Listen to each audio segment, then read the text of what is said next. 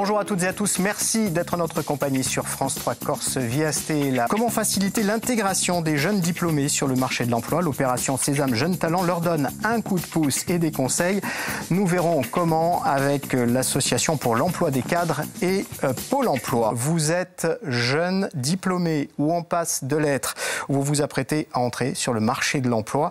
Des outils existent pour vous aider, dont le programme et l'opération Sésame Jeunes Talents, mise en œuvre par l'APEC et Pôle emploi. De quoi s'agit-il? Comment ça fonctionne? On en parle avec mes deux invités.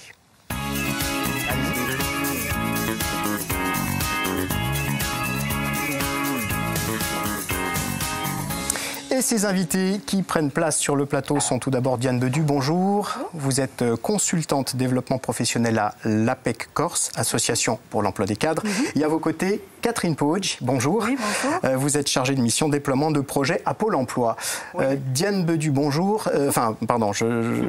On rappelle tout d'abord ce qu'est l'APEC en quelques mots. L'APEC, donc c'est l'Association pour l'emploi des cadres. C'est une association privée avec un mandat de service public. Donc on a 3 grandes missions dans ce cadre-là. L'accompagnement des cadres et des jeunes diplômés dans toutes les questions liées à l'emploi, l'évolution professionnelle, la formation.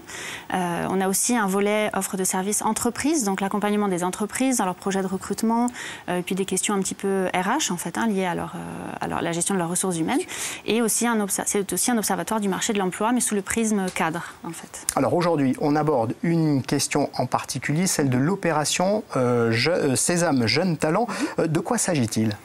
Alors c'est une opération de parrainage en fait. On a 15 jeunes diplômés, 15 parrains, marraines qui se sont portés volontaires pour accompagner ces jeunes diplômés dans l'accès à leur premier emploi. Donc l'idée c'est de les accompagner, de les coacher et de favoriser, de faciliter en fait leur accès au tissu économique insulaire, au partenariat avec d'autres entreprises, au réseau, en fait développer leur réseau et optimiser leur démarche vers l'emploi. Ces parrains, ces marraines, qui sont-ils? Ce sont des entreprises, des chefs d'entreprise, des responsables RH? Ce sont des cadres confirmés dans le milieu professionnel local. Certains sont des RH, d'autres sont des chefs d'entreprise et je dirais d'entreprises qui sont quand même des phares dans la région, quoi, des entreprises phares. Enfin, ce que nous appelons en termes de marketing des entreprises phares. Ce sont des entreprises qui ont déjà un seuil de salariés conséquent? Alors, oui, plutôt, là, parmi les parrains qui sont présents. Après, ce n'est pas forcément une condition. Ça va être aussi la volonté du parrain ou de la marraine, déjà de son expérience professionnelle avérée et puis de sa capacité aussi à apporter du conseil, à apporter son retour d'expérience aux jeunes diplômés qu'il va accompagner.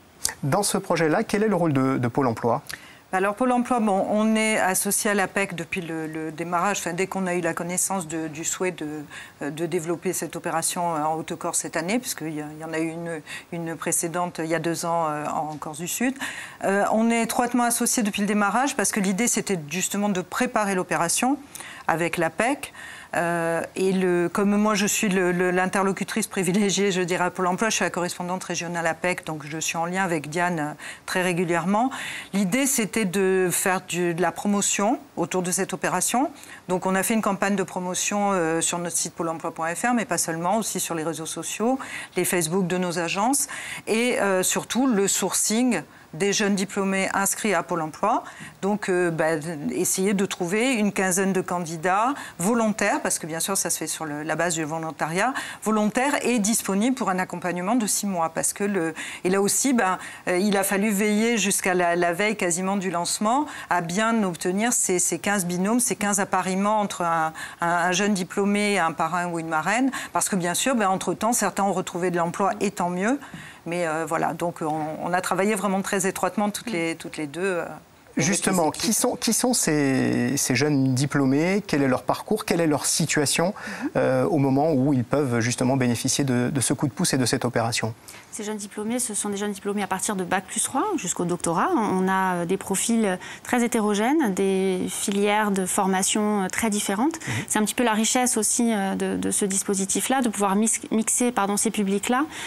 Ça leur permet aussi de se constituer un réseau entre eux. Donc voilà, un petit peu les profils de ces jeunes. Il n'y a pas de profil type, si ce n'est que ce sont des diplômés qui ont terminé leur cursus de formation il y a 1 an ou 2. L'idée, c'est que voilà, ils sont vraiment dans la recherche de leur premier emploi et c'est de leur donner un petit coup de pouce dans cette démarche-là.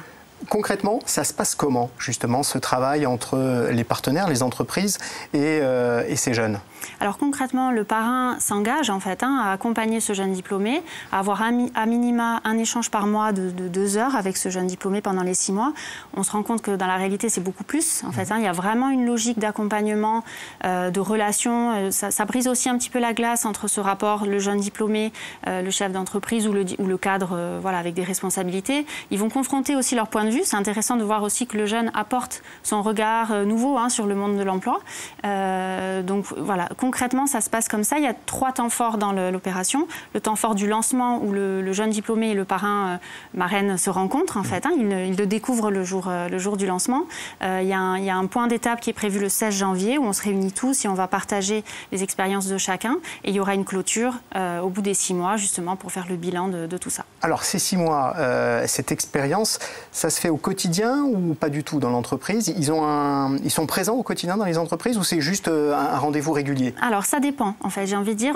On laisse un petit peu de souplesse à la façon dont se déroule. Il y a vraiment cet engagement à minima, un échange par mois. Il y a beaucoup plus. Certains parrains accueillent les jeunes diplômés dans leurs entreprises. Là, parmi la promotion actuelle, il y a des parrains qui ont accueilli via des PMSMP. En fait, c'est des périodes d'immersion qui permettent justement d'être couverts en termes de convention, comme une convention de stage en fait, mais de pouvoir aller découvrir l'environnement professionnel. Donc il y a ça qui se met en place. Et oui, les parrains sont très investis cette année, comme il l'était il y a 2 ans aussi, mais dans l'accompagnement de ces jeunes. Alors justement, il y a déjà eu une opération du même type il y a 2 ans. Est-ce que vous pouvez en retirer des enseignements? Est-ce que ça a été positif? Dans quelle mesure?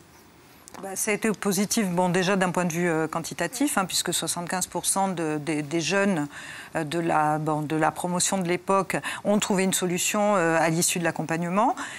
Également, je pense qu'ils ont pu grandir et faire mûrir leur projet pendant toute la phase de cet accompagnement. L'idée étant aussi que c'est une occasion quand même de changer le regard à la fois du jeune vers l'entreprise et puis aussi de l'entreprise vers les compétences qui sont disponibles sur le territoire. Et ça, on insiste aussi beaucoup là-dessus. Il y a des compétences en Corse et c'est important de les faire connaître. Et ce dispositif y contribue largement. Et également, regarder aussi quels sont les besoins au cours du cheminement dans un parcours d'entrée en emploi. Tous les besoins qui peuvent émerger et tous les services que nous pouvons rendre, tant l'APEC que Pôle emploi, à travers qu'il s'agisse de travailler sur les outils de recherche d'emploi, améliorer son CV, se préparer à un entretien d'embauche, mais également, comme elle l'a dit, des immersions en milieu professionnel. Pourquoi pas les aider vers le chemin de la création d'entreprise, parce qu'il y a aussi des projets comme ça qui émergent dans le temps. Et à ce moment-là, on peut tout à fait nous les accompagner. On a les services adaptés, on a les partenaires spécialisés sur le territoire. Voilà, donc c'est une autre manière de confronter l'offre et la demande. C'est 75% d'insertion sur cette, j'ai envie de dire, promotion précédente. C'était dans les entreprises partenaires ou c'était dans d'autres entreprises? Pas forcément. Il y a eu dans les entreprises partenaires, parce que c'est aussi une opportunité, que ce soit l'entreprise du parrain ou d'autres parrains, d'autres filleuls. Enfin, l'idée, c'est qu'on est vraiment dans une logique réseau parmi ce petit groupe qui se construit. Il y a eu aussi des jeunes diplômés qui ont créé leur entreprise. Il y avait eu un taux assez important de jeunes qui avaient créé leur propre activité. Donc c'est aussi un accompagnement vers ces dispositifs-là. Et le chef d'entreprise, enfin le parrain, je dirais, là, il apporte aussi son regard sur la réalité du monde économique, sur les difficultés, sur les pièges à éviter, etc. Donc c'était très intéressant. Au-delà de cette opération, Sésame Jeunes Talents, quels sont les besoins de cadres sur le marché de l'emploi en Corse? Est-ce que c'est un marché particulier? Est-ce qu'il y a un marché sur l'île? Alors, le marché de l'emploi cadre en Corse, c'est un marché particulier, un marché un peu capricieux, parce qu'on est sur un petit territoire. Donc le marché de l'emploi est déjà plus restreint par nature. Mais alors, quand on se concentre sur les cadres, c'est encore plus petit.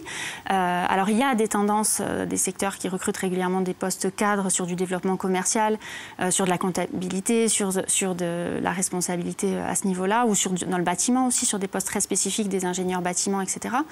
Hormis ces grandes tendances, on va avoir des besoins très spécifiques. Donc avec la difficulté pour les entreprises de ne pas forcément avoir le vivier de candidats, entre guillemets, disponible tout de suite sur le territoire. Et pour les candidats qui sont dans certains secteurs d'activité, une crainte de ne pas trouver facilement parce qu'il n'y a pas un volume d'offres important. D'où toute la nécessité du réseau, et j'ai envie de dire encore plus chez nous, de pouvoir se mettre en visibilité. Et nous, l'APEC et Pôle emploi, on accompagne, on essaye au maximum d'accompagner cette mise en relation de ces cadres qui recherchent des postes spécifiques et de ces entreprises qui ont des besoins. Diane Bedu, Catherine Bauch, merci d'avoir participé à cette émission.